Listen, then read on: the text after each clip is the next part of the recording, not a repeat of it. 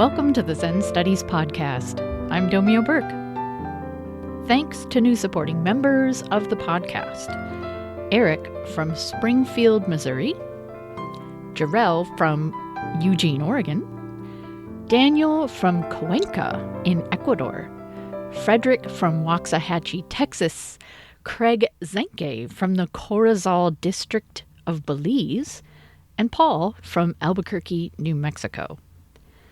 Thanks to all of my members for making this podcast possible. So, on to today's topic. If we live without self-discipline, without clarifying aspirations, forming intentions, or training ourselves, our lives are unlikely to go in the direction we would like them to. Unfortunately, self-discipline is notoriously difficult. In this episode, I'll discuss the importance of self-discipline and some of the mistakes we make when applying it. In the next episode, part 2, I'll talk about what skillful self-discipline looks like. When it comes to self-discipline, many of us, tend to vacillate between two approaches. One, striving for more self-discipline in a way that tends to create stress and encourage judgmentalism. Versus 2, giving up on more self-discipline in frustration. When we give up, we often try to convince ourselves we never really wanted whatever it was we were working towards anyway. In so doing, we may repress some of our deepest, most sincere longings. One of my teachers, Kjogn Carlson, describes a profound motivation for making deliberate choices about the way our lives get shaped over time. And this is from the book, You Are Still Here. Quote, "A lot of impulses for selfish activities are slightly warped expressions of a deeper seeking. Just about everything we desire is, in some way, a desire for a deeper truth. When we undertake a term of practice and make vows, it's not to be more like Dogen or Hakuin or Moses or the Buddha. Rather, the point of our practice is always to be more clearly, authentically ourselves.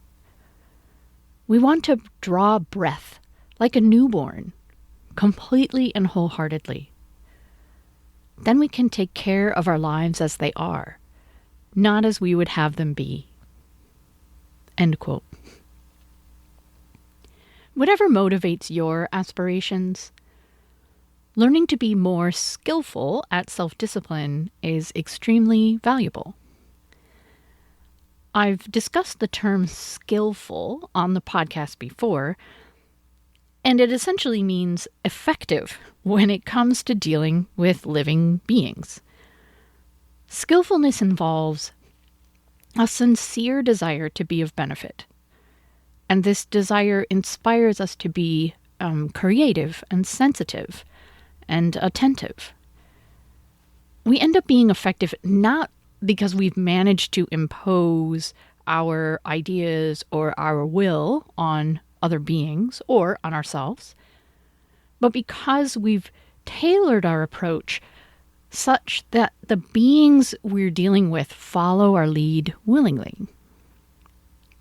For example, as I've discussed in episode 40, being beneficial instead of right, the Buddhist concept of skillful means. We almost never convince other people to do something simply by loudly and repeatedly telling them that it's the right thing to do. On the other hand, it may be possible to influence someone's behavior through skillful means. Perhaps by confessing how sad their behavior makes us feel, or by introducing them to a friend who might be a positive influence, but without mentioning our subtle agenda, or by buying them a membership to a gym for their health, but which also offers the opportunity to soak in a nice hot tub. The concept of skillfulness applies just as well to self-discipline as it does to trying to act beneficially to teach or influence others. I want to offer you a parable about discipline that illustrates 3 very different approaches, including 2 that are, let's say, less than skillful. 3 people were given small trees in small pots and instructed to produce bonsai of a particular style within 2 years. Bonsai are created from seedlings of what are ordinarily full-sized trees. These seedlings are placed in a tiny pot to restrict growth and to make them more ornamental, and they're carefully pruned and shaped to resemble a beautiful, full-size, aged example of their species, but in miniature. And because of the small pot, keeping the tree healthy can be very tricky. And even though they are trained to remain physically small, the trunk should be thick relative to the size of the whole tree. So it takes a long time to produce a stunning bonsai. The finest specimens are hundreds of years old.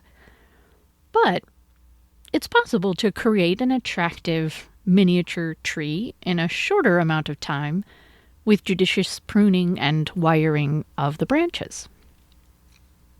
So the first person in our story to receive a tree seedling for creating a bonsai was determined to honor the natural life of the tree.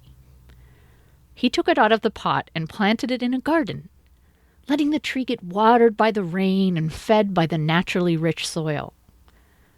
He couldn't bring himself to cut off any of the branches, and to wire the tree into a particular shape seemed cruel and unnecessary to him. At the end of the 2 years, his tree was healthy and growing vigorously, but certainly did not resemble a bonsai in any way. The second person was very determined to create a beautiful bonsai as quickly as possible. She could picture the classic form this little tree could get shaped into. She watered and fertilized the tree regularly and put it out where it would get lots of sun. She pruned many of the branches off and bent the remaining ones into the classical horizontal position of the branches of an older tree, and then wired them in place. If any of you have tried to raise bonsai before, you'll probably guess the outcome. Her tree died. Now the third person, always the luckiest or wisest in this kind of tale, hoped to produce a bonsai, but understood that this was a delicate process that required a great deal of patience and commitment. She paid careful attention in order to learn to recognize when the tree needed watering or feeding and didn't give too much or too little. She made sure the tree received plenty of light, but shielded it from direct sunlight, which could burn it. And when it seemed well established, she studied the tree for a long time before choosing which branches to prune off. And after the tree had recovered from pruning, she wired a few branches and bent them just a little bit. Every couple months she would bend the branches a little bit further. And at the end of 2 years, she had a respectable baby bonsai. The first person in our story, the one who planted his tree in the garden and let it grow naturally, is an example of no discipline being applied at all. The second person, the one who killed her tree, is an example of discipline without gentleness. And the third person demonstrated skillful discipline, that is, discipline balanced with gentleness, guided by clarity of purpose, and driven by calm and patient determination. Discipline is training imposed on a living thing in order that it will develop desirable or beneficial behavior or form. It makes no sense to talk about applying discipline to a stone or to a robot even if you're actively working to achieve a certain form or program a certain behavior. Discipline involves trying to get a living being with its own life force and tendencies, and in the case of sentient beings, freedom of choice, to more or less go along with a deliberate plan. In addition, the ideal is that after some application of discipline, the living creature will continue in the chosen direction without a huge amount of ongoing struggle against the plan.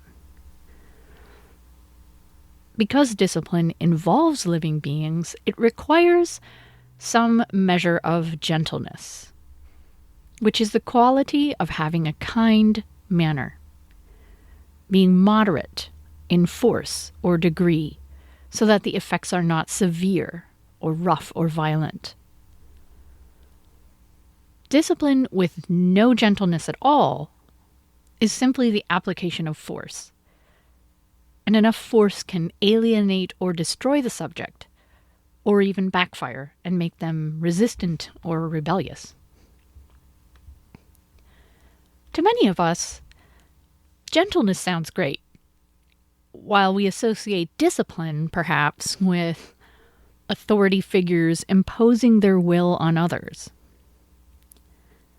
However, what would life be like with only gentleness and no discipline? The first person in our parable planted his tree in his garden and let it go wild. And from one perspective, this is great. It's letting go of control and appreciating the natural life force of the tree. It's letting go of any idea about how the tree should or could look. However, isn't there a way in which creating a beautiful bonsai is also appreciating the natural life of the tree?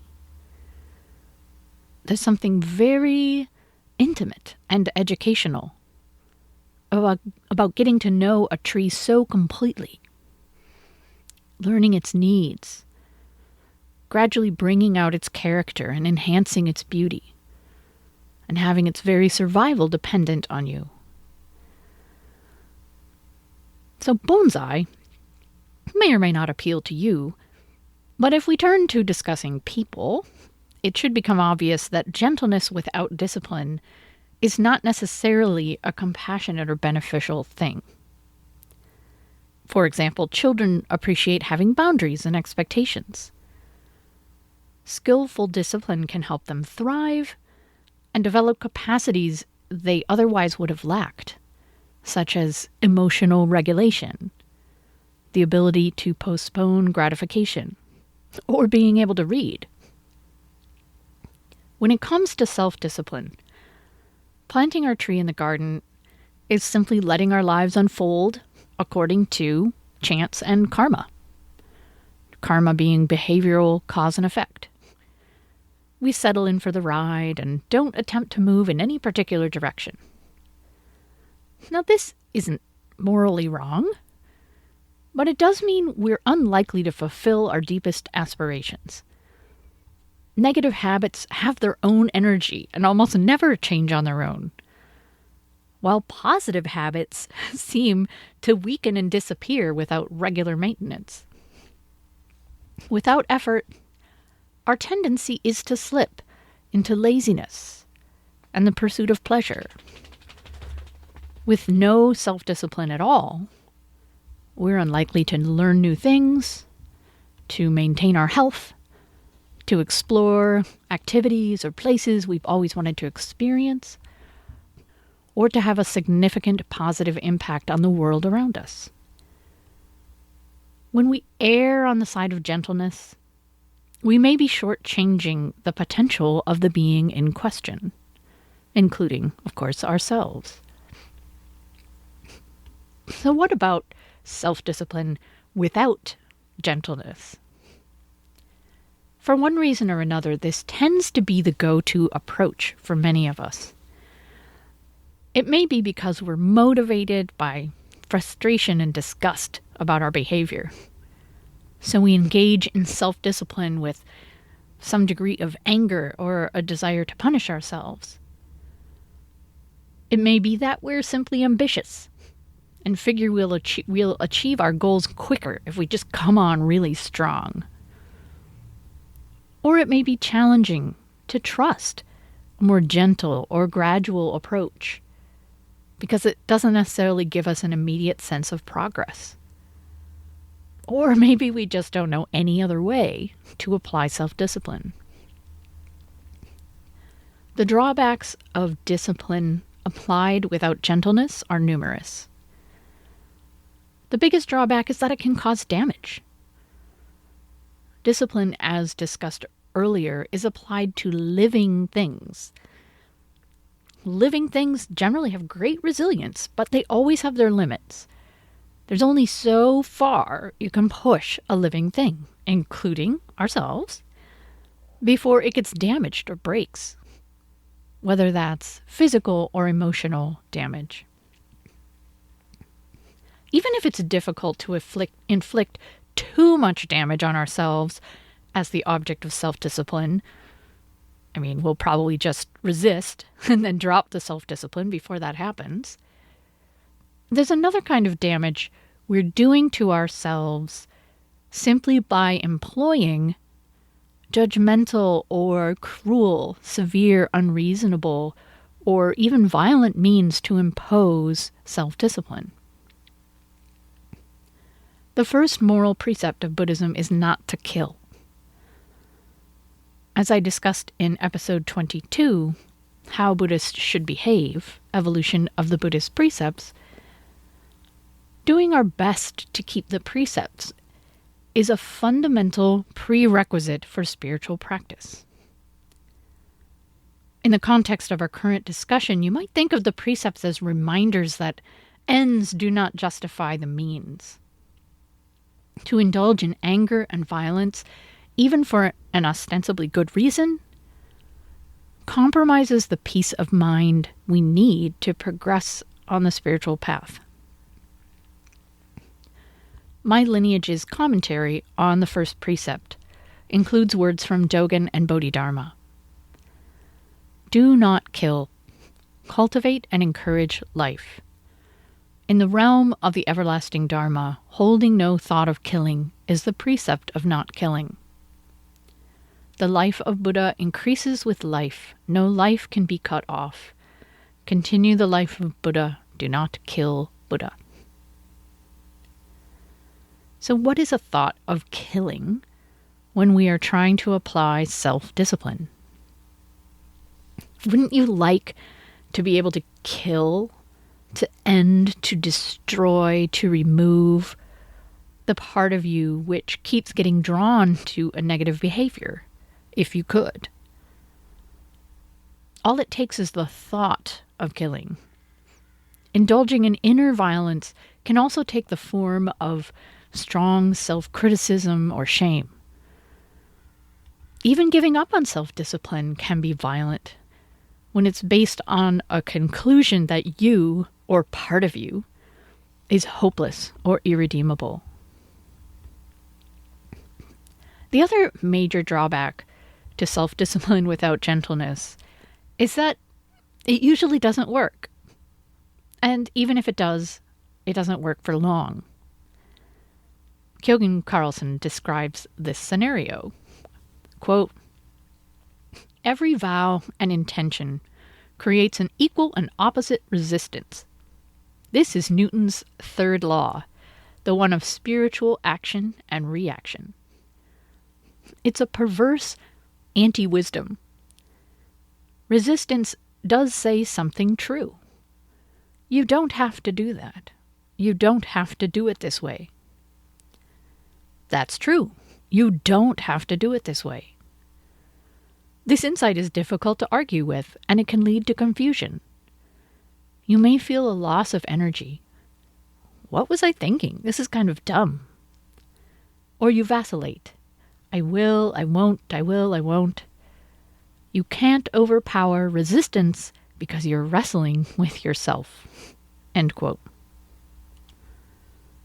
Self-discipline without gentleness springs from a delusional and inflated belief in the power of our perceived executive I. We believe or sincerely hope our conscious sense of self is in control. It sets the agenda, makes requests, and disciplines the unruly parts of ourselves when they don't comply. When we find ourselves reaching for a second slice of cake even though we're supposedly on a diet, or indulging in malicious gossip even though we intended not to, our illusory executive I may end up disappointed, disgusted, or even enraged. Like a parent with misbehaving children, we may wonder why we're cursed with such ridiculous or hopeless aspects of ourselves, or why they insist on disrespecting our authority. The thing is, both Buddhism and modern science point to how our sense of executive I is empty. It's a real phenomenon. We really do have a sense of executive I, but it's not the inherently real thing we think it is, and it certainly doesn't play the role we think it does. So here's one of my favorite quotes from Robert Wright's 2017 book, Why Buddhism is True. This is also quoted in episode 124 on the Buddhist practice of vow. Quote, "The conscious mind, the conscious self, isn't special in the way we commonly assume it's special. It's not calling as many of the shots as we think it is. It's less like a president than the Speaker of the U.S. House of Representatives, who presides over the votes and announces an outcome but doesn't control the votes. Of course, the Speaker of the House may do some behind-the-scenes nudging and so exert some influence over the votes." End quote. I like the comparison of our executive I to the Speaker of the U.S. House of Representatives because it acknowledges both the importance of our conscious sense of self and its limitations. In the U.S., the Speaker of the House is considered an incredibly powerful position, and he or she is second in line to succeed the president after the vice president. However, the Speaker's greatest power lies in indirectly influencing the overall process of committee selection and legislation. Effective speakers know all 435 members of the House, their voting patterns and values and agendas. They're able to negotiate with, cajole, convince, and pressure Congresspeople into voting for, or at least not opposing, certain pieces of legislation. Someone who is too gentle and retiring wouldn't make a good Speaker of the House. But neither would someone who is too pushy, arrogant, insensitive, inflexible, or obviously judgmental. If the Speaker refused to engage with unreasonable Congresspeople, they wouldn't be able to get their job done. If all they did was bully people and look for ways to force them to comply, their effectiveness would quickly wane, and there would probably be a revolt. Similarly, when we apply self-discipline without gentleness, we are woefully overestimating the power of our sense of executive I. In reality, we are composed of many parts. The one who once again opts to stay on the couch instead of getting up to exercise is part of us. The one who speaks angry words we later regret is part of us. When it comes to self-discipline, an effective executive I doesn't simply lay down the law and expect that to be the end of the matter. So what does skillful self-discipline look like? I'll talk about that in the next episode. How we can work on a nice balance of discipline and gentleness, and also how it's important to maintain clarity of purpose and patient determination. I hope you'll tune in. Thanks for listening.